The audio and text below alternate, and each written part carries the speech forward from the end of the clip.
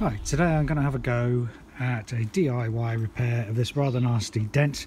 It's quite large. Never taken something out like this sort of size before.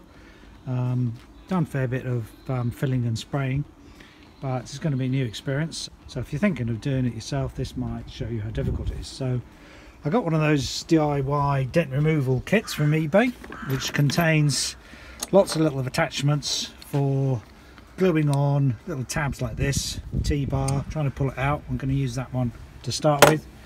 And smaller dents, there's this sort of tool where again you glue on a tab and use that to pull it out, or similar thing, use a screw, tighten it up. Lots and lots of little tabs of various different sizes. Basically put the glue on there, attach the tab to your tool and pull it out. Glue gun and some glue sticks, tapping hammer and so on. So I'll put a link in the video description showing all those bits. So what I'm going to first of all try is gluing on a tab. First of all I'll clean the area with a bit of alcohol, methylated spirits, to make sure we get a good attachment. Stick it on, and I'm going to try and give it a bit of a pull. So I'll try getting these pusher bars up behind the panel over here, but it's actually quite difficult to get into the spot where it needs to be because of the multiple skins inside the corner of the car there. So I'm going to try pulling as the first step. So I'll give it a quick clean. So the glue's starting to melt now, but a fair bit on there.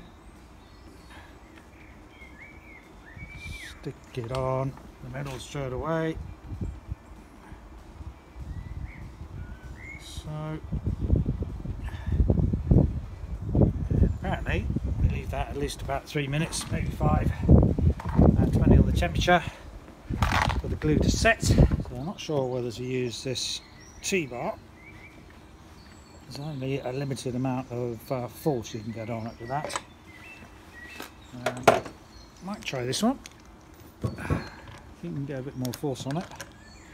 Not that suitable because the dent is bigger than the tool, but something like this might get it to start moving perhaps. I can maybe pull back at the same time.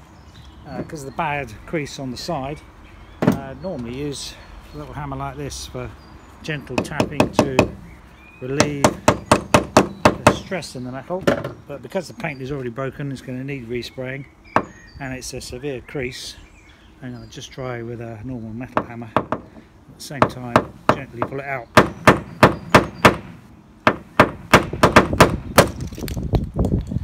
So they didn't really move a lot. The glue stuck to the paint quite well, which is good, and they say to get rid of the glue you have to put alcohol on it. So this methylated spirits is actually ethanol, so let's just put a little bit around that. Let's see if, yep, I can get that off. Yeah, that seems to work quite well. Right, let's go again. Perhaps be a bit more aggressive in our pulling this time. Oh, that didn't help. Right, next I'm trying 2 tools at once, tightening this nut on the crossbar and pulling with the T-bar at the same time to get twice the force on it. Okay, so after a lot of pulling and a lot of tabs used up, as you can see by the remains of the glue there, still unable to pull out this deep central V, not surprisingly. So next, and what I'm going to try is pushing it out from behind, which is difficult to get to even by taking all the trim off inside, because there's 2 parallel skins quite close to the surface, and even taking the light off and trying to get a rod up in between and behind various backing pieces of metal was proving impossible. So I'm going to drill a hole through the side here. This needs repatching up anyhow, respraying. So we can just reseal the hole with probably some seam sealer or polymer sealant, which is paintable. So that's what we'll do next. Alright, so as you can see, I managed to drill a hole inside, make it wide enough to get a screwdriver in there, and though it's not pretty at all, and finally managing to push out that crease A bit of a mess at the moment, hopefully it'll tidy up later. So trying to pick your spots carefully and push it out slowly. What I might do is put a hot air gun on it. Apparently that's meant to make the metal more malleable. Right, that is probably looking even less pretty. I started using this T-bar attachment for gradually pushing out the dent. Unfortunately, due to the heavy crease that's on there, very difficult to push out, and the paint is flaking off as well. But what we'll do is try and push out a lot of this so we can roughly get the shape, work on it a bit, and obviously it's going to need some filler and some sanding and some spraying later. So let's keep working away quite patiently. The trouble is with this attachment, you do tend to push it out in little hillocks. I'm hoping that we can knock those down later with a tap hammer that comes with this kit. This little thing here. Not sure how well that's going to work either. Come back to it later. Okay, so with quite a lot of bashing and quite a lot of paint coming off, starting to roughly get the right sort of shape that we want. Obviously this whole area has got to be filled now because the paint was coming off anyhow and it was too badly creased. So just to check what areas we need to bash down or knock up, it's useful to have something fairly straight but fairly stiff, like a steel rule. Nylon if you don't want to damage the paintwork in other areas too much, and then just go around it and see where the high spots and where the low spots are. Obviously it has to bend a little bit here, and by looking at the side there where the light comes through, you can see where the low and high spots are. And since we no longer care about the paintwork too much, we can use a slightly more aggressive hammer, just an old-fashioned steel one. So the paint's come off anyhow. If the paint was still intact, then you use the nylon one, of course, but not quite so effective. So next I sanded off all of the loose paint. Use whatever you want, but I happen to quite like this air-powered little belt sander, so it's quite useful, as you can see. And then we'll give it a wipe down with some panel degreaser and clean it up and start our layer of filler. So next we want to mix up the body filler, apply it quite quickly. Do a thin layer first to make sure it's all adhered properly, pushed on to all the little holes. Try not to leave too many air holes, but it's probably inevitable you're going to leave some. I'm going to get it as flat as possible because that then minimises the amount of sanding you have to do later. Just enough to give us a rough guide of what is flat. Not going to worry too much about the inside edge, that's easier to sand and there's less of it. And then we can reapply some more filler over the low spots and over some bits that have relieved, not relieved, showed little air bubbles. So I'm just going to do that again.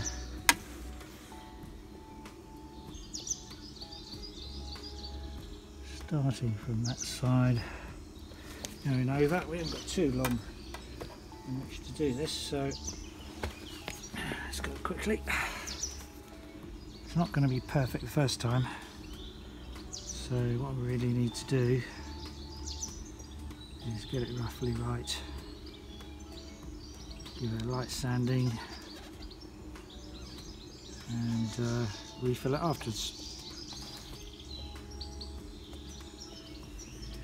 And this one here needs a bit of sorting. Try that one more time.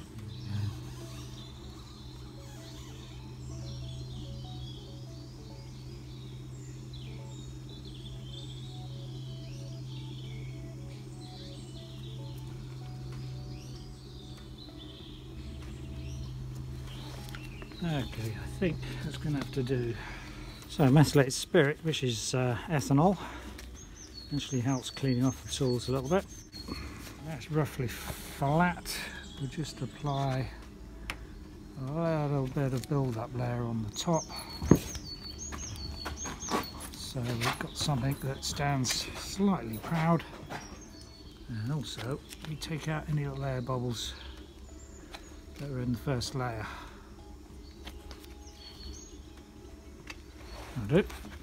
So the next stage is to sand down the filler. So I quite like to use this electric orbital sander.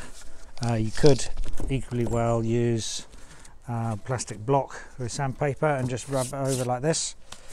You can do it wet and you can do it dry. The disadvantage with dry is of course you create loads of dust. Try to cover as much as I can to stop dust getting in the car, as you can see here. What I'm actually going to do is to do it wet. So add a bucket of water, a sponge, could equally use a hose with a fine spray to keep it all wet. This probably sprays less around the area, which is of some importance if you're using electrics. Make sure you don't get water in your motor. So here we go.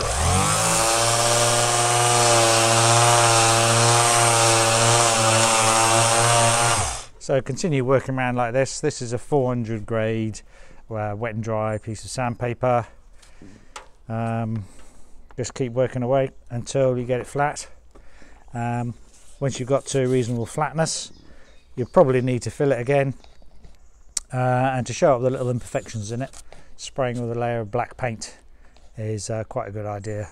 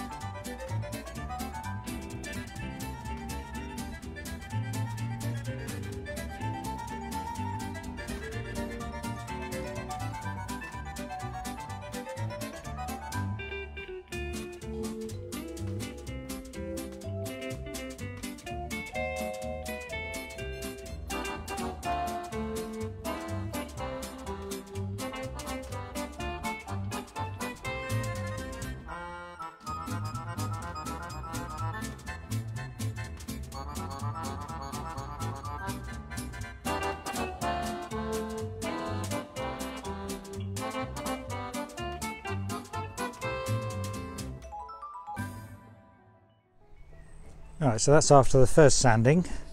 It's a lot smoother than what it was. It's exposed a couple of little air holes, well, a few little air holes. Seen a tiny little bit of filler. Slight need for maybe a little bit of extra filler on the edge. Maybe the filler doesn't go far enough. Maybe a little valley there. But what I'll do next is put a little bit of filler on these, sand those off. Give it a thick coat of 2-pack primer and then sand that. And maybe spray black on top, see if that reveals any imperfections in it. When it comes to spraying the correct colour of the car, the base coat, have a look often on the inside of the passenger door, look for a paint code. So here is 734. Go down your local paint shop. For small patches it's easier to get an aerosol can made up to that colour code. Beware that sometimes they might have, say, 3 different shades for the same colour code, so check with them over that first. And you might have to match like a paint swab against your actual paintwork. And that's after a little top up with filler, sand down again, extra areas masked off, ready for spraying with our primer. So I'm going to use a bit of 2-pack primer, which needs a little bit of hardener, and 2-pack thinner. Once we've mixed it up, filter it through this gauze before putting it in your spray gun. Connect my airline. About 50 psi on the airline was about right. It's difficult to say a definite air pressure because it depends on the gun and the paint, and if you look it up on the internet you will get all sorts of different answers. Just worth mentioning that before I started I also gave the area a good clean with some degreaser. You probably could use a bit of meths or something, but that's the best one.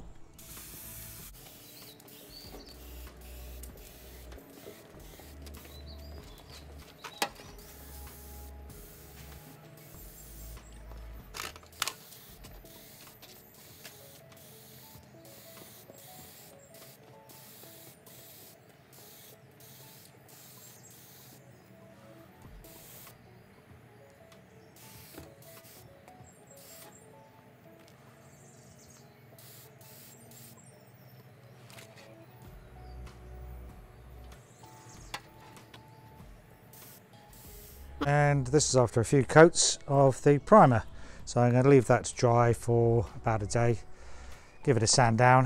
You can already see a little bit of an imperfection in the surface, difficult to see there, but probably need a little bit more filling. And what I'm going to use is some of this guide paint. It's basically a black guide coat.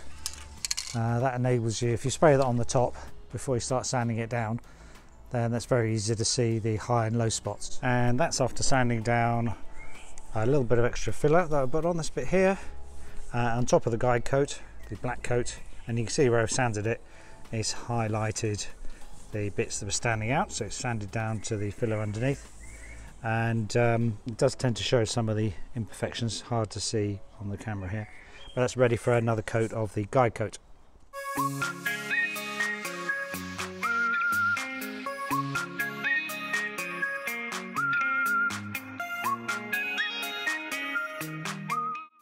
So we're nearly getting there. That's after a couple more coats of the guide coat, a little bit of filling here and there. Just about good enough, I think, for this value of car. I wouldn't say absolutely perfect. We'll have to see what it looks like with the top coat on, of course, but considering the age of the car, 14 years old, then that's good enough. And next I need to go out and buy some paint. There's actually two shades of the same paint code, so I've got to take the car down the paint shop and match it on a paint swab to get the right one. And so after a light sanding of that guide coat and a bit of the surrounding lacquer area, it's time to build up the base coat. So I've got a can of the right colour. Just started building up a little bit of a coat. As you can see, the guide coat's underneath there, and just build it up in layers. Gradually taper it in over the rest of the panel, depending on how well the colour matches. Might go all the way to the top, possibly might stop further down. Doesn't seem to be a too bad colour match at the moment. Obviously it's going to be a bit of a boundary on the corner here, but hopefully because of the different reflections around the corner it won't be too noticeable anyhow. And then after that base coat has dried, we'll spray it with our 2-pack lacquer on top. So as you can see, we've masked everything off to keep it away from everything as well. So far so good. Need to keep shaking the can a lot because having the metal particles in it, metallic, if you leave it too long they'll settle. So just put light coats on. Do it gradually, allowing it to dry well in between. Don't overdo it and you won't get any runs. Keep on like that until you can't see the undercoat and the colour matches. Okay, so that's the base coat, sufficiently built up. Actually went all the way to the top on it and hid the undercoat, guide coat on it. Quite nicely matched in colour wise as well. Probably difficult to tell on the camera here, but happy enough with that. So next we have to mix up some 2-pack lacquer. It's normally something like 2 parts lacquer to 1 part hardener, and then another part thinner. I like to thin it enough so you get a little stream out of your spray gun without having the air on. Which probably means a little bit more 2-pack thinner than that. Or you can nowadays get a spray can of 2-pack lacquer, which is much better than the acrylic lacquer, and has a little activator button on the bottom of the can. I'm not going to show you how to do it, but you can ask down your local paint shop. And obviously once activated you have to use it within an hour or two, but that's probably an easier way to do it if you haven't got a spray gun. And there we are after one coat of lacquer. A little bit shiny, just reflecting off the flash, but not too bad. Colour actually matches in reasonably well. The lacquer will need a bit of flattening down with the surrounding area, but colour wise, in terms of matching the old paint, not too bad at all. It's tempting to spray on more spray in order to try and get one continuous flat coat. Danger there being if you put too much on you can get runs, so I tend to err on the safe side of it looking a little bit orange peely, which is that slightly bubbly effect. But you can flatten that down by some light sanding with some very fine wet and dry, and then polish it up afterwards. So I'm going to put 2 coats of lacquer on, leave the first to dry probably about an hour or so, and also use the trick of using a hot air gun. So this sort of thing, do it about this sort of distance away because it's pretty hot air coming out. Play it over it, helps it to dry. Of course the professionals put it in an oven to bake, which I haven't got because I'm doing it outside. This is the DIY approach after all. The other trouble with doing it outside is of course you can get little contaminants getting in your paint, such as little bits of dust, even flies. And even though I had it under a cover, sod's law, it's been started to rain, didn't it? So got a few little spots on the top before I can move it further under the cover. They have dried off with the hot air gun, and I'll recoat that with a bit of lacquer and then sand them down later, so that shouldn't be too bad.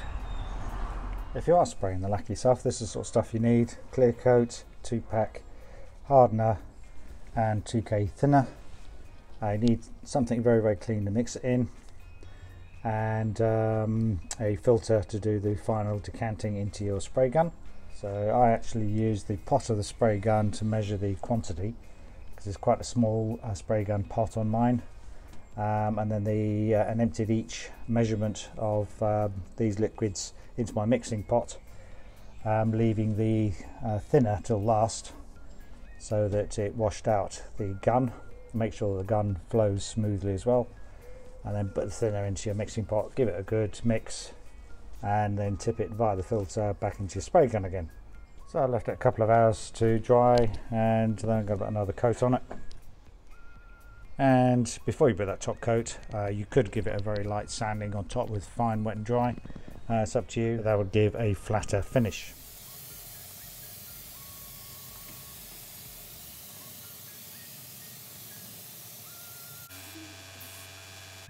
And so there we are the next day. Lacquer, of course, is all dry. I've given it one little bit of sanding down. Just needs a little bit more. Had a tiny run around the corner here, and a little bit more blending in to do with the lacquer around the top there. But it's not looking too bad. The colour's good. And to blend it in, you could use mechanical means like an orbital sander, or better still, a dual action orbital sander, or DA as it's called. Sometimes I quite like to do it manually.